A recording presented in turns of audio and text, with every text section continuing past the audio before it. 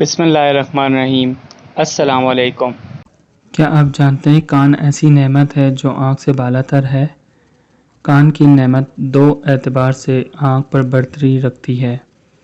پہلی، چونکہ زبان کی چابی کان ہے، لہٰذا اگر کوئی بچہ متولد ہو اور وہ سننے کی صلاحیت نہ رکھتا ہو تو وہ بولنے کی صلاحیت سے بھی بے بہرا ہو جائے گا، کیونکہ وہ سن نہیں سکتا، جس کے بنا پر وہ بولنا سیکھے۔ جو بچے گونگے اور بہرے ہوتے ہیں ان میں عیب نہیں ہوتے، بلکہ صرف ان کی کان آواز سن نہیں سکتے، لہٰذا جب بھی ان کے کانوں کا علاج ہوتا ہے تاکہ وہ سن سکے تو ان کی قوت گویائی بھی واپس آ جاتی ہے۔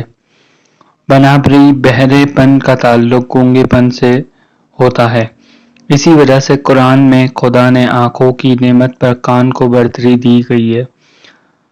دوسرا، جب تک الہی احکام علوم انسانی کانوں تک نہ پہنچے وہ اپنی ذمہ داریوں سے آگاہی حاصل نہیں کر سکتا، اور اس کی خلقت میں جس مقاصد کو مد نظر رکھا گیا ہے وہ انہیں انجام نہیں دے سکتا، اور اس کا وجود معطل اور باطل ہو جاتا ہے۔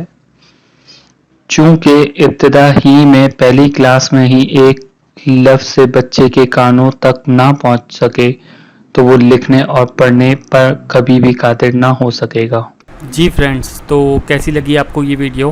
اور مزید اگر آپ کو اچھی ویڈیوز اور نالجیبل ویڈیوز دیکھنی ہو تو کائنڈلی ہمارا چینل کو سبسکرائب کریں، لائک کریں اور بیل کا بٹن دبا دیں۔ Thank you.